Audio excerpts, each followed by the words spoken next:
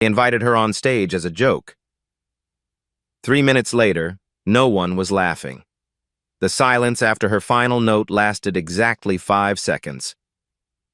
What happened next would change the school forever. Some say talent speaks for itself, but first, someone needs to hand you the microphone. Westmont Academy stood like a fortress of privilege on the hill, all Gothic spires and ivy-covered brick. Students carried leather instrument cases with family crests, legacies stretching back generations. Inside those hallowed halls, music meant pedigree as much as passion. Destiny Jones entered this world 3 weeks ago as a mid-semester transfer, scholarship papers clutched in one hand, second-hand backpack slung over her shoulder. Her first day, she navigated marble corridors where students parted around her like water around a stone-knot hostel, simply certain she didn't belong. "You must be lost," a girl with perfect posture and pearls said, not unkindly. "Visitor passes are at the front office." "I'm a student," Destiny replied, voice quiet but firm. "New transfer." The surprise that flickered across the girl's face wasn't malicious, just genuine confusion at something that didn't fit the established order. Music theory was Destiny's first class. She slipped into the back row, eyes down, drawing no attention. Professor James Harrington commanded the room from a raised platform, silver-haired and elegant in a tailored blazer. His reputation preceded him, 30 years discovering prodigies, judging international competitions, writing definitive texts, the kind of teacher who could make or break careers before they began. Bach understood mathematical precision, he lectured, fingers dancing above an invisible keyboard. His genius lay in making complex patterns feel inevitable. Who can explain the counterpoint structure in his violin partita No. 2? Hands shot up, the eager, the confident, the prepared. Not Destiny's. She traced the wood grain of her desk, remembering her grandfather's voice. "Keep your light hidden until it's time to shine." Her grandfather, Marcus Jones, never had his name on album covers or concert programs. Yet for 40 years, his violin backed countless recordings anonymous session work that put food on the table and paid for Destiny's first instrument. The symphony halls that wouldn't hire him still played music shaped by his bow. "Your greatest advantage," he'd told her, "is that they'll never see you coming." After class, Professor Harrington stopped her. "Ms. Jones, is it? Our newest addition." His smile didn't reach his eyes. "I hope you'll find ways to participate, though I understand catching up might be challenging given your background." She nodded politely. "I'll do my best, sir." "I'm sure you will." The dismissal was gentle but absolute. In the practice rooms later, Destiny listened through walls as students prepared for the upcoming charity fundraiser. The annual event brought wealthy donors, board members, and industry connections, a showcase where Westmont displayed its best and brightest. "Harrington only picks his favorites," a boy complained in the hallway. "The rest of us may as well be invisible." "Did you see the scholarship list this year?" another voice replied. "They're really pushing the diversity angle. That new girl, what's her name? Guess they needed to fill a quota." Destiny closed her eyes, letting the words wash over her. Nothing she hadn't heard before. That evening, she waited until the building emptied, then slipped into the smallest practice room at the far end of the east wing. From her backpack, she carefully withdrew a violin case-worn leather patched in places, but the instrument inside maintained with religious care. Her fingers found the strings, like coming home. She played without sheet music, softly at first, then with growing confidence as the empty hallways assured her solitude. What flowed from the violin wasn't just technique. It was history, emotion, the collective memory of music passed down through her family when formal training was denied them. What Destiny heard once, she never forgot. Her grandfather had called it her gift-perfect recall, not just of notes, but of emotion, interpretation, the invisible architecture beneath the sound. She could hear a piece once and reproduce it with uncanny precision, then reshape it with her own voice. She played for 30 minutes, then carefully packed away the evidence. No one at Westmont knew what she could do, and she planned to keep it that way until she decided otherwise. The next morning, Ms. Rivera, the librarian, caught her eye. "I heard someone playing last night," she said quietly. "After hours." Destiny froze. "Whoever it was," Ms. Rivera continued, sliding a book across the counter, "might find this interesting. It has restricted access, but I can make an exception." The cover read, "Advanced Violin Technique, Historical Approaches." Sometimes talent needs protection until it's ready to be seen, Ms. Rivera said. "I knew your grandfather years ago. He played like his soul was speaking directly to yours." For the first time since arriving, Destiny felt seen. That afternoon, Professor Harrington announced the charity event program. "Our donors expect excellence," he reminded the class, "which is why we select only our most accomplished students to represent Westmont standards." His gaze swept past Destiny without pause. The quartet he selected all legacy students with pedigrees as polished as their instruments preened at the front of the room. Their leader, Alexander Crawford, whose father chaired the board, nodded as if acknowledging his rightful place. "We'll be performing Vivaldi's Summer from the Four Seasons," Alexander announced. "Professor Harrington believes it perfectly showcases our technical abilities." Destiny's fingers twitched involuntarily. Her grandfather had played that piece differently than any recording she'd ever heard, finding something wild and untamed beneath the familiar notes. "Something amusing, Ms. Jones?" Professor Harrington asked, noticing her movement. "No, sir." She stilled her hands.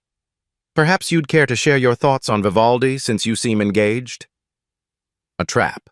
Say nothing and appear ignorant. Say something and risk exposure. "I was just thinking about interpretation, sir," she said carefully. "How the same notes can tell different stories depending on who plays them." Alexander smirked. "That's assuming the person can play the notes at all." Professor Harrington's smile was thin. "Indeed. Theory is one thing, Ms. Jones. Execution is quite another."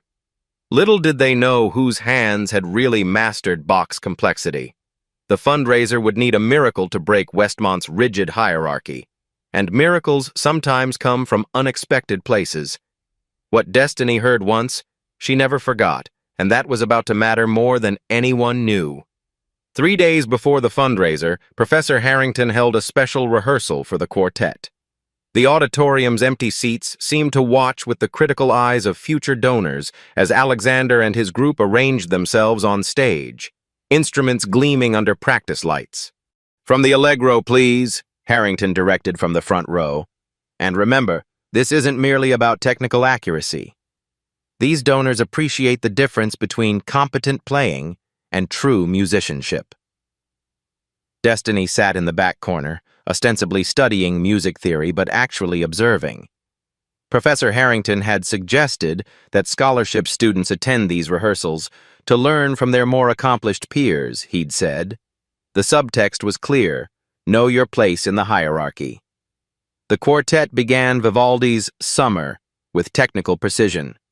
Notes executed perfectly, timing impeccable. Yet something was missing. The storm at the heart of the piece, the tension between chaos and control that made Vivaldi revolutionary felt sanitized, academic. Destiny closed her eyes, remembering her grandfather playing this same passage, how his bow had attacked the strings during the storm section, making the instrument growl and sing simultaneously. How he'd described summer storms in Virginia, where he'd grown up violent, cleansing, necessary. Without realizing it, she began to hum softly, fingers marking phantom strings against her leg. The quartet faltered at a particularly difficult transition. Alexander's frustration was visible as Professor Harrington stopped them. "The 16th note passage needs more urgency," Harrington instructed. "You're playing it too cautiously." "We're trying to maintain precision," Alexander defended. "Precision without passion is just mathematics," Destiny murmured, too quietly for anyone to hear. Or so she thought. "Do you have something to contribute, Ms. Jones?" Professor Harrington's voice cut across the auditorium.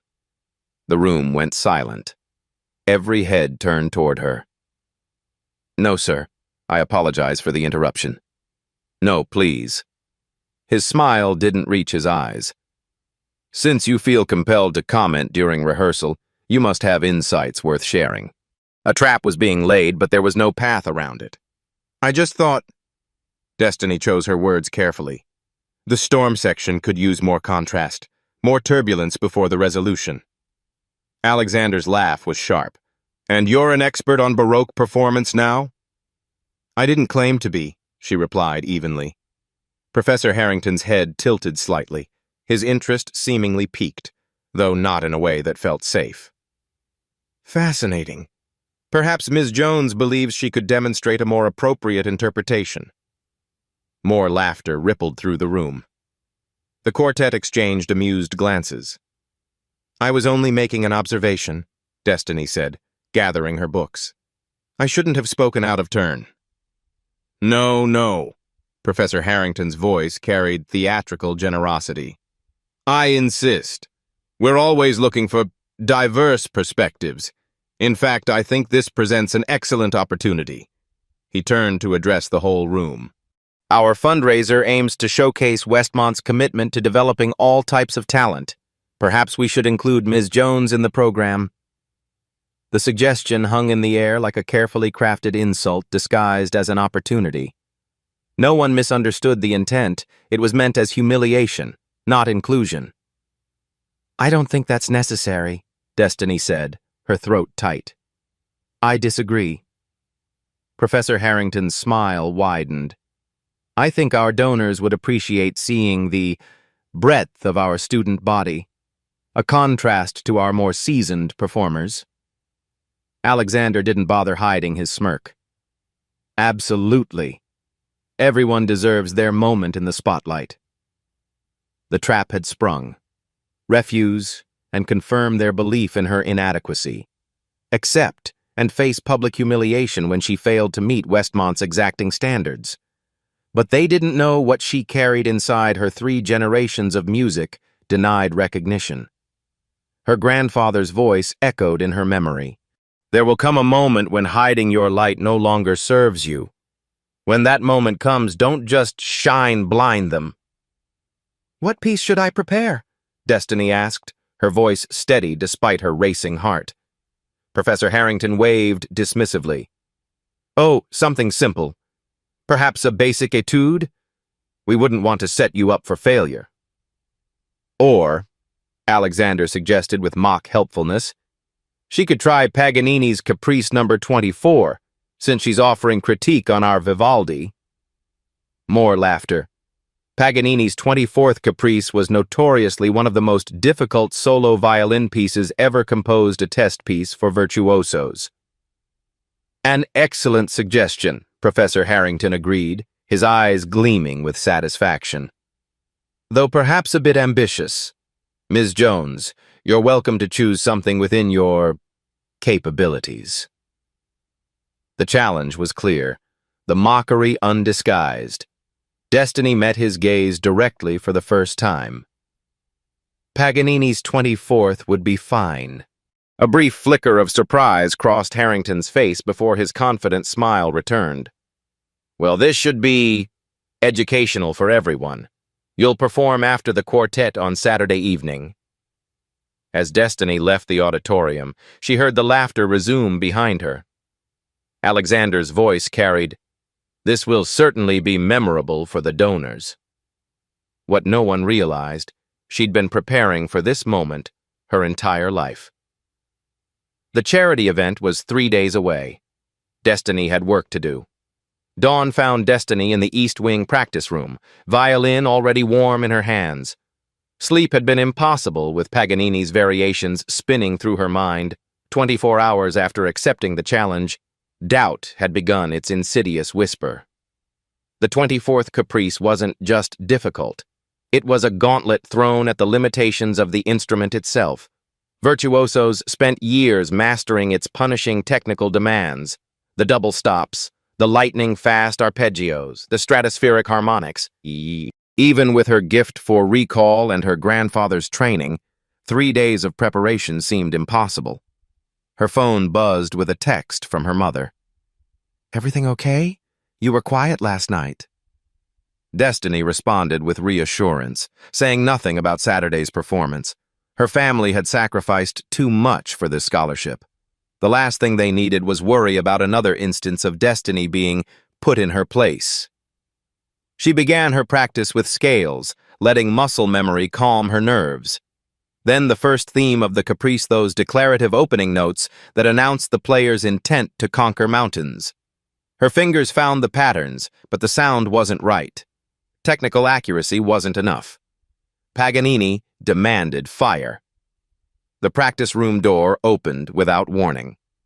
Ms. Rivera stood in the doorway, a coffee cup in each hand. "I thought you might be here," the librarian said, offering one of the cups. "Sounds like you've taken on a challenge." Destiny lowered her violin. "How did you know?" "News travels fast in small kingdoms." Ms. Rivera closed the door behind her. "Paganini's 24th is an interesting choice for someone trying to stay unnoticed. It wasn't exactly my choice. I suspected as much." Ms. Rivera leaned against the piano. "Your grandfather played it once, you know, at a competition in Chicago, 1978. The judges couldn't believe what they were hearing. He never told me that story." "He wouldn't have. They gave the prize to someone else, someone with the right connections, the right background. After that, he stopped competing and started studio work." Destiny's fingers tightened around her violin. "Then maybe this is a mistake. Maybe I should just play something simple, get through it, stay invisible." "That's one option." Ms. Rivera sipped her coffee. "Or you could finish what he started." The weight of those words settled between them. "I have recordings," Ms. Rivera continued, "from various competitions, including your grandfather's performance. The library's audio archive is quite extensive, if you're interested." After Ms. Rivera left, Destiny practiced until her fingers ached, then made her way to the library's audio room. The recordings weren't just of Paganini. Ms. Rivera had assembled a collection of revolutionary performances across decades, including bootleg recordings of her grandfather that Destiny had never heard. His approach to Paganini was unlike anything in the standard interpretations where others showcased technical brilliance. Marcus Jones had found the rebellious heart of the composer, the radical spirit that had made him both celebrated and controversial in his time. In the afternoon theory class, Professor Harrington announced the updated program for the fundraiser. "We'll begin with our student quartet performing Vivaldi, followed by a brief intermission, and then—" His pause was perfectly timed for maximum effect. "A special addition to our program. Ms. Jones will be presenting Paganini's Caprice No. 24. Murmurs and poorly concealed laughter rippled through the classroom. Alexander turned to catch Destiny's eye, his expression a mix of amusement and pity. "An ambitious choice," Professor Harrington continued, "especially for someone without formal conservatory training. But Westmont believes in stretching our students' capabilities." The mockery was thinly veiled, the expectation of failure palpable. Several students glanced at their phones, no doubt spreading word of the upcoming spectacle. "This should be interesting," a girl whispered 2 seats away. "Has anyone even heard her play?" "Harrington says she doesn't have proper technique," came the whispered response. "This is going to be a train wreck." Destiny stared straight ahead, face composed. Let them talk. Let them expect disaster. The element of surprise remained her greatest advantage. That evening, she found a note slipped into her practice room. "They're recording tomorrow's rehearsal to share. Be careful. R."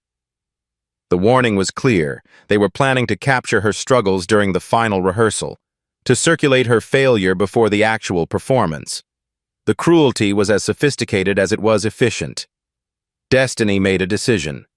She wouldn't attend tomorrow's rehearsal. Let them wonder. Let them speculate. She would save her true playing for when it mattered most. Instead, she spent the next day in a public library miles from campus, headphones on, fingers moving through Paganini's variations without an instrument. Mental practice, her grandfather had called it. Sometimes more valuable than physical repetition. When she returned to campus that evening, rumors had already begun circulating. Her absence had been noted, interpreted as fear, as admission of inadequacy. Alexander had apparently mimicked her anticipated performance during rehearsal, deliberately playing with exaggerated mistakes to uproarious laughter. The night before the fundraiser, doubt returned with reinforcements. Destiny lay awake, staring at her ceiling, her grandfather's violin in its case beside her bed. What if she failed? What if the pressure overwhelmed her gift? What if her hands betrayed her at the crucial moment? Her phone lit up with a text from her mother. "Your grandfather always said music isn't about proving something to others. It's about saying something true." The reminder centered her. This wasn't about Westmont or Professor Harrington or even proving her worth. It was about honoring the music itself and those who had passed it to her. Saturday evening arrived with crisp autumn air and a parade of luxury vehicles depositing donors at Westmont's grand entrance. The recital hall glowed with tasteful lighting, programs printed on heavy cardstock, champagne flowing freely during the pre-performance reception. Destiny watched from the shadows of the practice area as Professor Harrington moved through the crowd, charming potential donors with practiced ease. She caught fragments of his conversations, mentions of talented legacy students, the prestigious conservatories Westmont graduates attended, the exclusive community they were maintaining. Alexander and his quartet prepared in the green room, instruments tuned to perfection, confidence radiating from their expensive formal wear and easy smiles. They had done this many times before. This was their world. Destiny wore the only formal outfit she owned, a simple black dress, modest and functional. Her grandfather's violin waited in its case, the wood warm and responsive when she removed it for final tuning. The instrument knew what was coming. It had been waiting just as she had. Professor Harrington found her 10 minutes before the performance began. "Ah, Ms. Jones, you decided to join us after all." His smile was thin. "After yesterday's absence, we weren't certain you would appear." "I wouldn't miss it," Destiny replied simply. "Indeed." He studied her and the old violin with barely concealed disdain. "Just remember, there's no shame in simplifying the piece if it proves too challenging. Our donors appreciate honesty about one's limitations." Before she could respond, he was called away to welcome a particularly important patron. Left alone, Destiny closed her eyes and breathed deeply, centering herself in the moment. The quartet performed beautifully. Their Vivaldi was technically flawless, exactly as rehearsed. The audience responded with enthusiastic applause, particularly from the front rows where board members and major donors sat. Then came the intermission. 15 minutes of nervous anticipation as Destiny prepared to take the stage. Through the curtain, she could hear Professor Harrington addressing the audience. "And now, for something a bit different," he announced, his tone suggesting an amusing diversion rather than a serious performance. "As part of Westmont's commitment to developing talent from all backgrounds, we have a special addition to our program. Please welcome one of our newest scholarship students, Destiny Jones, attempting Paganini's Caprice No. 24. The word attempting hung in the air, setting expectations deliberately low. The applause was polite but reserved as Destiny walked to center stage, violin in hand. Under the bright lights, she saw Alexander and his friends in the wings, phones discreetly positioned to capture what they expected to be a humiliating failure. Professor Harrington sat in the front row beside the board chairman, a thin smile of anticipation on his face. In that moment, Destiny made a final decision. She wouldn't just play Paganini's notes. She would play her grandfather's interpretation, the one that had been denied recognition decades ago. The one that saw past technical showmanship to the revolutionary spirit beneath. As she raised her violin to her shoulder, the audience settled into expectant silence. The donors had no idea they were about to witness history being made. As she positioned her bow above the strings, only she knew what was about to happen. The moment she touched bow to string, everything would change. The first note changed everything. A single, authoritative G not tentative, or cautious as they'd expected from a student attempting something beyond her reach, but commanding, rich with overtones that resonated throughout the hall. Destiny's bow connected with the string as if they'd been made for each other, producing a sound that immediately silenced the whispering and shifting in the audience. Professor Harrington's smug expression flickered. This wasn't the hesitant beginning he'd anticipated. Destiny launched into Paganini's theme with such clarity and precision that several audience members leaned forward in their seats. Her left hand navigated the fingerboard with fluid confidence, finding each note with unerring accuracy. But technical precision was just the foundation. What captured attention was the character in her playing, the personality emerging from the instrument. Alexander, watching from the wings, lowered his phone slightly. This wasn't the embarrassment he'd come to record. The first variation arrived, and Destiny's bow danced across the strings in perfectly articulated 16th notes, each one distinct yet flowing into a seamless musical line. Her right arm moved with a relaxed efficiency that belied the difficulty of what she was accomplishing. In the front row, a distinguished older man with silver hair, the visiting conductor from the State Symphony, removed his glasses and leaned forward, his expression shifting from polite attention to focused interest. The second variation brought double stops, 2 strings played simultaneously, requiring perfect intonation and bow control. Destiny executed them with a singing quality that made the technically challenging passage seem natural, inevitable. This wasn't mere reproduction of notes, this was interpretation. A murmur rippled through the audience. The contrast between expectations and reality was becoming impossible to ignore. By the third variation, with its rapid string crossings, Professor Harrington's smile had disappeared entirely. His eyes narrowed as he watched Destiny's fingers fly across the fingerboard, her technique revealing years of disciplined practice that he had assumed she didn't possess.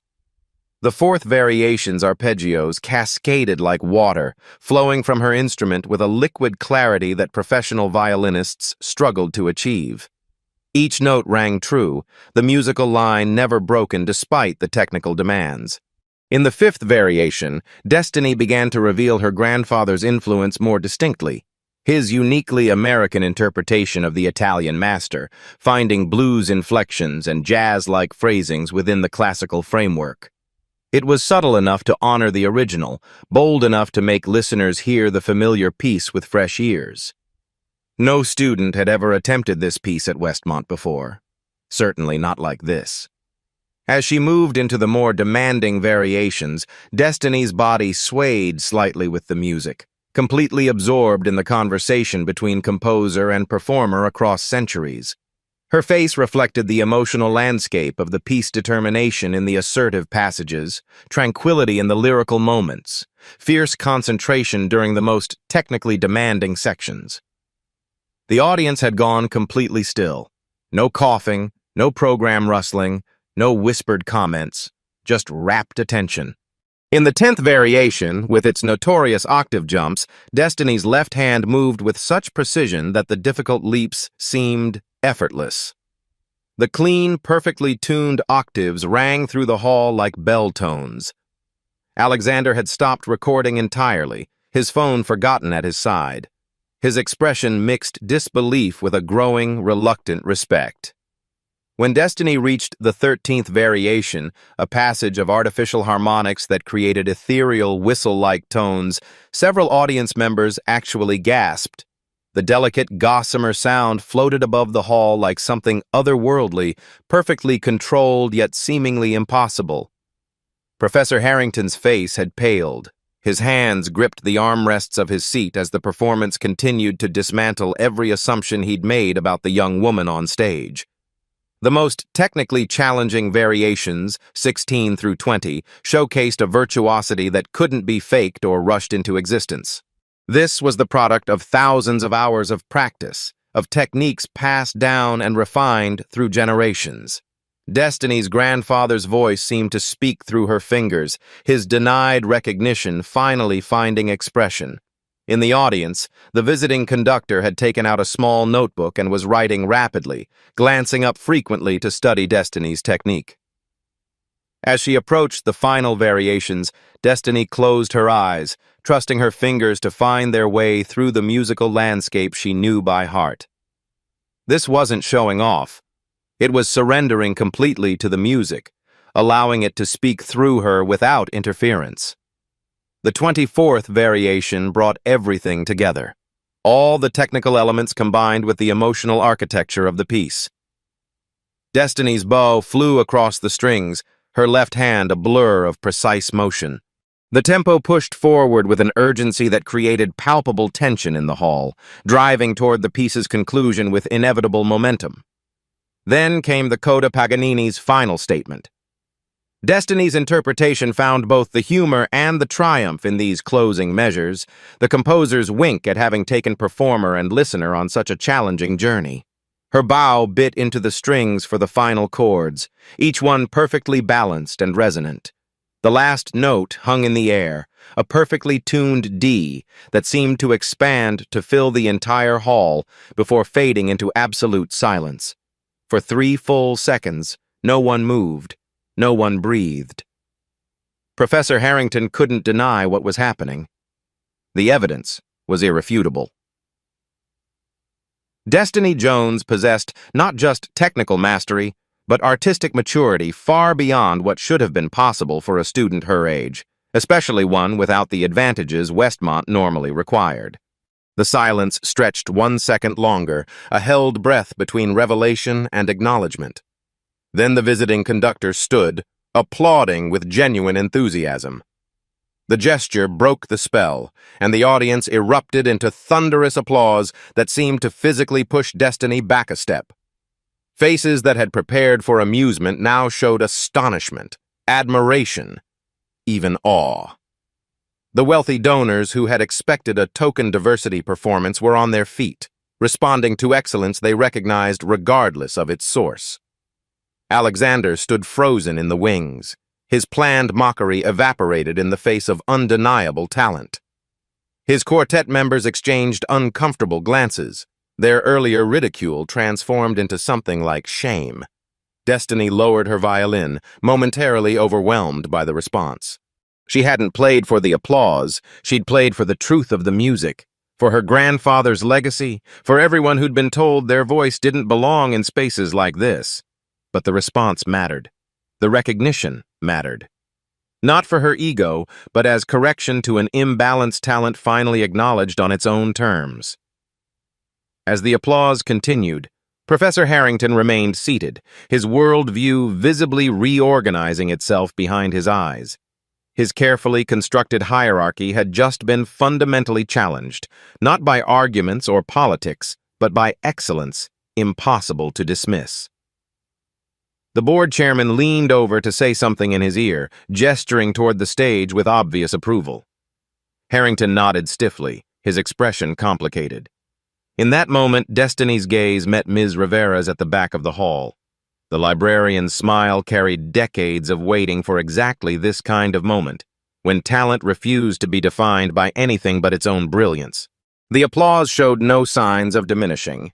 If anything, it was growing stronger as the initial shock gave way to genuine appreciation. These were people who attended professional concerts regularly. They knew what they were hearing. Destiny took a small bow, overwhelmed but composed. As she straightened, she saw the visiting conductor making his way toward the stage, program in hand, clearly intending to speak with her. Whatever happened next would be unlike anything Westmont Academy had planned for this evening. The carefully maintained order had been disrupted not by protest or policy, but by pure, undeniable excellence. and excellence once revealed cannot be unseen. The applause continued as the visiting conductor approached the stage, taking the steps with purpose. Silver-haired and distinguished in his tuxedo, Maestro Robert Chen carried the gravitas of someone who had spent decades at the pinnacle of classical music. When he extended his hand to Destiny, the gesture carried unmistakable respect. "Extraordinary," he said, his voice carrying to the front rows. "Truly extraordinary." Destiny shook his hand, still holding her violin in her left. "Thank you, sir." The audience gradually quieted, sensing a significant moment unfolding. Professor Harrington rose from his seat with visible reluctance, climbing the stairs to join them on stage. His carefully constructed smile couldn't hide the tension in his shoulders. "A surprising performance," he acknowledged, positioning himself between Destiny and the conductor. "Ms. Jones has certainly exceeded expectations." Maestro Chen turned to him with a pointed look. "Exceeded expectations? James, that was one of the finest interpretations of Paganini's 24th I've heard from someone under 30. Conservatory level doesn't begin to describe it." Professor Harrington's smile tightened. "Indeed. A hidden talent we're just discovering ourselves governing." "Who is your teacher?" Maestro Chen asked Destiny directly, ignoring Harrington's attempt to mediate the conversation. Before she could answer, Professor Harrington interjected. "Ms. Jones is new to our program. We haven't had much opportunity to assess her training, which appears to have been unconventional." Destiny looked directly at Professor Harrington for the first time that evening. The power dynamic had shifted. She was no longer a student to be dismissed. "My grandfather taught me," she said, her voice clear and carrying to the back of the hall.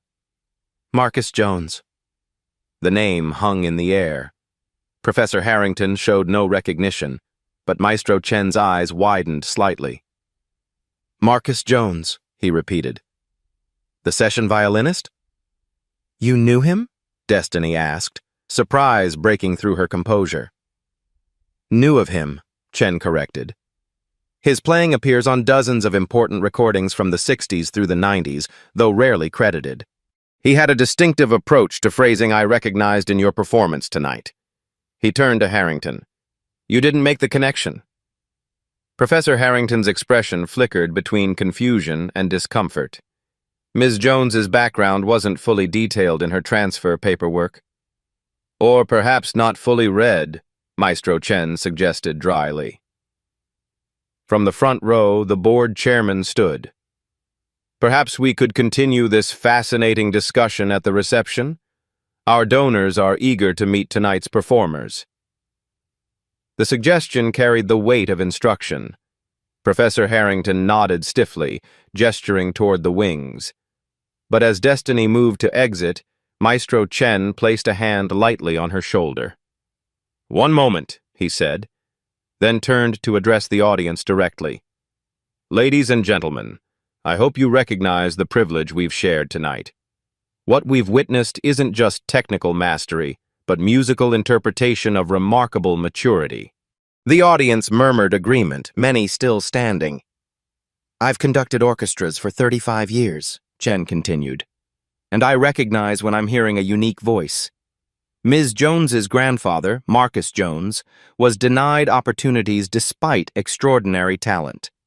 The musical world is poorer for it." Professor Harrington shifted uncomfortably beside them.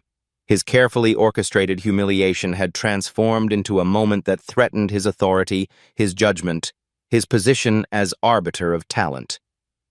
"I believe," Chen said, turning slightly toward Harrington, "that true musical education isn't about preserving traditions of exclusion, but about recognizing excellence wherever it appears." The pointed comment landed precisely. Several board members exchanged glances. "Not every musician needs your permission to be great," Chen added, his voice quiet but carrying. The silence lasted exactly 3 seconds. What followed would change everything. Applause erupted again, more enthusiastic than before. The audience wasn't just acknowledging a performance now, they were endorsing a correction, a recognition of what had been overlooked. As they moved toward the reception area, Alexander and his quartet approached. The mockery had vanished from his expression, replaced by something more complex: embarrassment, respect, recalculation. "That was," he began, searching for words. "I've never heard it played like that. Where did you learn that interpretation?" Destiny regarded him steadily. "From someone who wasn't allowed on stages like this one." Alexander nodded, understanding dawning in his expression. "I'd like to hear more about that sometime, if you're willing." In the reception hall, the dynamics had fundamentally shifted. Donors who would normally have clustered around Professor Harrington and his selected students instead gravitated toward Destiny. Questions flowed about her training, her technique, her musical influences. Professor Harrington attempted to insert himself into these conversations, to reclaim his role as intermediary between students and the musical establishment. But each time, Maestro Chen gently redirected the focus back to Destiny herself. "James," Chen finally said, drawing Harrington aside, "we need to discuss something important." They moved to a quiet corner of the reception. Though their conversation remained private, their body language told the story, Chen speaking with measured intensity, Harrington's posture gradually shifting from defensive to resigned. Across the room, the board chairman observed everything with calculating eyes. When Professor Harrington approached Destiny again, his demeanor had changed entirely. Gone was the condescension, the dismissive confidence. In its place was a careful formality that acknowledged the new reality. "Ms. Jones," he said, his voice carefully controlled, "it appears I've made some incorrect assumptions about your background and training." The room quieted as people sensed another significant moment. This wasn't just a conversation. It was a public reckoning. "Your performance tonight demonstrated exceptional talent," Harrington continued. "Talent that I failed to recognize or encourage." The admission clearly cost him, each word carefully measured. "Westmont Academy prides itself on musical excellence," he said, glancing toward the board chairman. "Excellence that should be recognized regardless of preconceptions." It wasn't quite an apology, but it was an acknowledgement, a formal yielding of ground that everyone present understood. "Thank you, Professor," Destiny replied, neither gloating nor diminishing the moment. "I look forward to contributing to Westmont's musical community." The subtle emphasis on contributing, rather than learning from, established her position not as a grateful recipient of opportunity, but as an equal participant with something valuable to offer. The conductor's next words would rewrite Westmont's history. "Ms. Jones," Maestro Chen said, joining them with the board chairman at his side, "we've been discussing an appropriate recognition of your extraordinary talent." Destiny waited, aware that every eye in the room was on them. "The State Symphony has a youth conductor program," Chen continued. "Selected students work directly with our orchestra to develop leadership skills alongside musical excellence." He smiled. "We'd like you to join us as student conductor for next season's showcase." The offer was unprecedented direct entry into a program usually reserved for graduate-level conservatory students. More than recognition, it was a path forward, a platform. "Additionally," the board chairman added, clearly following Chen's lead, "we believe Westmont would benefit from a more diverse approach to musical education. We'd like to discuss establishing a mentorship program for talented students from underserved schools with you as a founding participant." Professor Harrington's expression remained carefully neutral, but the shift in power was undeniable. His judgment had been overruled not through conflict, but through excellence that could not be denied. "I'd be honored," Destiny said simply. As conversations resumed around them, Ms. Rivera approached with a small, knowing smile. "Your grandfather would be proud," she said quietly. "Not just of your playing, but of how you carried yourself." "I wish he could have been here," Destiny replied. He was, Ms. Rivera assured her, in every note. Across the room, Alexander and his quartet watched with expressions ranging from confusion to dawning respect. The hierarchy they'd taken for granted had been fundamentally altered, not demolished, but recalibrated to make room for merit that couldn't be denied. Talent doesn't ask permission to exist. The truth of that statement resonated throughout the reception hall as the evening continued, a truth demonstrated not through argument, but through undeniable excellence that had changed Westmont Academy forever. The reception continued for another hour, but everything had changed. Where Destiny had previously navigated Westmont's halls as a ghost present but unseen, she now moved through the crowd as its center, receiving congratulations and questions with quiet grace. Professor Harrington maintained his professional composure, though the strain showed in the tightness around his eyes. Each time a donor or board member praised Destiny's performance, he nodded with mechanical agreement, his authority visibly receding with each acknowledgement. "You must perform with us at the Winter Showcase," insisted Mrs. Whitford, whose family name adorned the East Wing practice rooms. "My husband and I host a pre-concert dinner for our featured musicians. We'd be delighted to include you." "Thank you," Destiny replied, still adjusting to this new reality where her presence was sought rather than tolerated. "That's very kind." Alexander approached again, this time without his usual entourage. His confidence had recalibrated, humility tempering his privileged ease. "I owe you an apology," he said, direct and unexpectedly sincere. "What I said in rehearsal, it was cruel and unfounded." Destiny studied him for a moment. "Why did you suggest Paganini's 24th? He hesitated, then admitted, "Because I thought it would be impossible for you. I wanted to—" He didn't finish the sentence. "To watch me fail," she completed for him. "Yes." The admission seemed to cost him something. "I was wrong. Not just about your playing, but about why it matters." In another corner, Maestro Chen was engaged in serious conversation with the board chairman and several key donors. Their glances toward Destiny made it clear she was the subject of their discussion. Ms. Rivera appeared at Destiny's side with a glass of water. "Pace yourself," she advised quietly. "This is just the beginning." "Of what?" "Of a significant correction." The librarian's smile held decades of patient waiting. Excellence has a way of demanding recognition, eventually. As the crowd began to thin, Professor Harrington made one final approach. His expression had settled into something more genuine, the calculation replaced by a more complex recognition.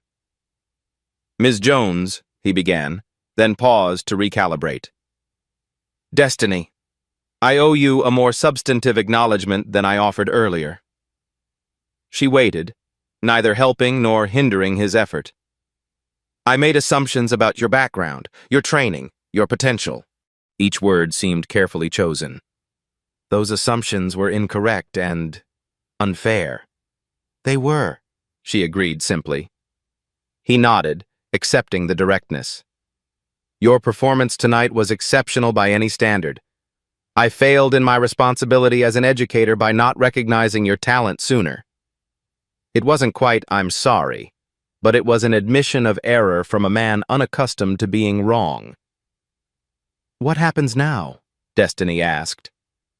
"Now," he said with a slight smile that held a hint of genuine respect, "we adjust our approach. Your inclusion in the student conductor program will require schedule modifications. And this mentorship initiative the board is suddenly enthusiastic about will need faculty oversight." The implication was clear. He was positioning himself to remain relevant in the new paradigm, adapting rather than resisting.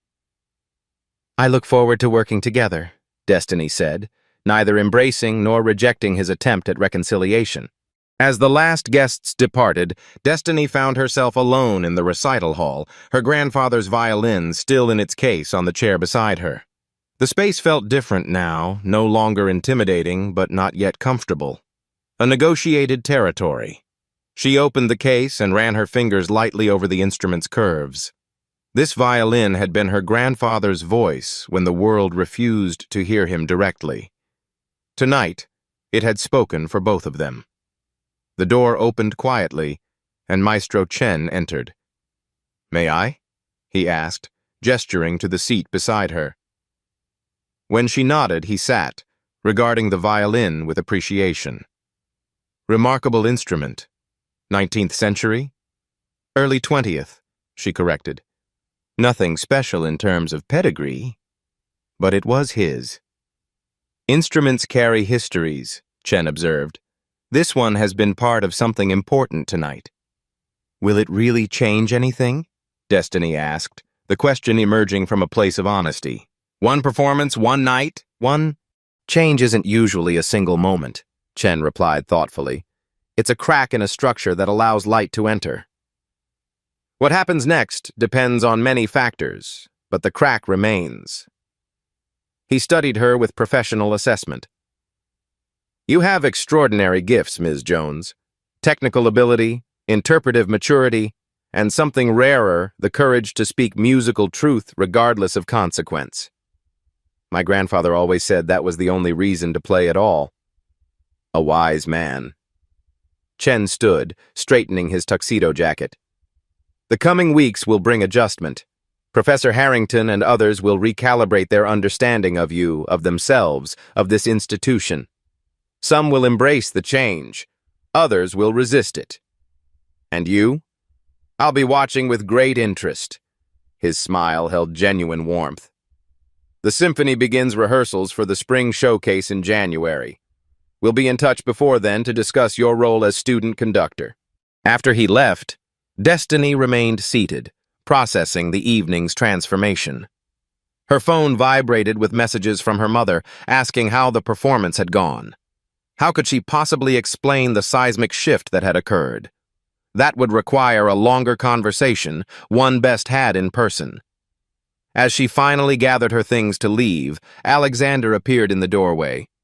He'd changed from his performance attire into more casual clothes, but his expression remained thoughtful. "Our quartet rehearses on Tuesday evenings," he said without preamble. "If you're interested, we could use a fresh perspective on the Schubert we're starting." The invitation represented something significant. Not friendship exactly, but recognition. A place at the table previously denied. "I'll think about it," Destiny replied, neither accepting nor rejecting the overture. He nodded, understanding the boundary. "Your grandfather, was he really never credited for his work?" "He was credited on exactly 3 albums out of hundreds," Destiny said. "He used to say music was more important than names, but—" "But names determine who gets heard," Alexander finished, insight flickering across his features. "I never had to think about that." "No," she agreed. "You didn't." As she left the building, violin case secure in her hand, Destiny felt a curious lightness. One performance hadn't erased the barriers, healed the wounds, or transformed the institution. But the music department would never be the same, and that was exactly the point. Her grandfather's legacy would continue, just not in the way anyone expected. 3 weeks later, Destiny sat in Westmont's main practice room, not the small, hidden space in the East Wing, but the premier room with perfect acoustics and a Steinway grand piano. Access to this room had previously been an unspoken privilege reserved for select students. Now she had a scheduled time slot twice weekly, her name printed on the formal schedule outside the door. She was working through a Bach partita, exploring alternative fingerings for a particularly challenging passage, when a knock interrupted her concentration. Professor Harrington stood in the doorway, a folder tucked under his arm. "Do you have a moment?" he asked, his tone professional but without the condescension that had previously characterized their interactions. "Of course." Destiny lowered her violin. He entered, placing the folder on the piano bench. "The board has approved the mentorship program. We'll begin accepting applications from local public schools next month." This wasn't just administrative information. It was confirmation that her moral victory had materialized into structural change. "They've asked that you help review the applications," Harrington continued, "given your unique perspective."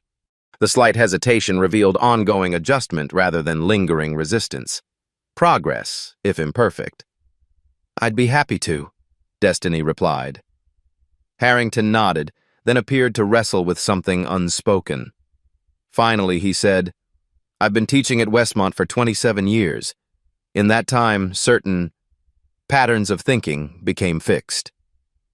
Destiny waited, allowing him space to find his words. "Your performance challenged those patterns," he admitted. "It's not comfortable, but it is educational." Coming from him, this constituted significant acknowledgement. "My grandfather used to say that music exists partly to disrupt our certainties," Destiny offered, extending a conversational bridge. A small smile crossed Harrington's face. "A philosophical perspective I hadn't associated with session musicians." "Perhaps that's part of the pattern," she suggested gently.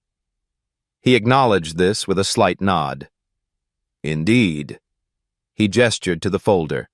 "The program documents include funding for weekly masterclasses. Maestro Chen has agreed to conduct the first series, but will need additional instructors." The implication hung in the air, another recognition of her capacity, another door opening. "I'd need to balance it with the student conductor responsibilities," Destiny said, neither jumping at the opportunity nor dismissing it. "Of course, we can discuss scheduling details later." Harrington moved toward the door, then paused. "Your interpretation of the Paganini, it wasn't just technical brilliance. There was something distinctly American in the phrasing, almost like jazz influences," Destiny completed. "My grandfather played with jazz musicians in the 60s before moving to studio work. He saw connections between traditions that others kept separate." Understanding flickered across Harrington's face. "I'd be interested to hear more about that approach sometime." After he left, Destiny returned to Bach, but her thoughts remained on the conversation. The change in Harrington wasn't complete transformation. People rarely changed so thoroughly. But it was genuine evolution. Institutional authority bending toward recognition of worth, previously denied. That afternoon, Destiny visited the administrative office to complete paperwork for the student conductor program. The secretary, who had barely acknowledged her existence a month ago, now greeted her by name with a warm smile. "The forms are ready for you, Ms. Jones, and Maestro Chen called again this morning. He'd like you to select the piece you'll conduct for your debut." Small changes, significant meaning. As she filled out the forms, Alexander appeared in the doorway with his quartet members. Their awkward smiles suggested an attempt at bridge building. "We're heading to Riverside Park for an impromptu practice session," he said. "Something about playing outdoors changes the sound. Would you like to join us?" The invitation represented another form of recognition. Not charity or obligation, but genuine inclusion. "I have about an hour before my next class," Destiny replied, accepting the overture with measured openness. The walk to the park carried its own significance, moving together through campus as peers rather than as separate categories of belonging. Their conversation touched on interpretations of Vivaldi, the challenges of string quartet dynamics, the upcoming winter showcase. Normal student concerns now shared across previous boundaries. At the park, they found a quiet spot beneath old oak trees. As they unpacked instruments, a young girl of about 12 approached with her mother, watching with obvious fascination. "Are you going to play?" the girl asked, eyes wide.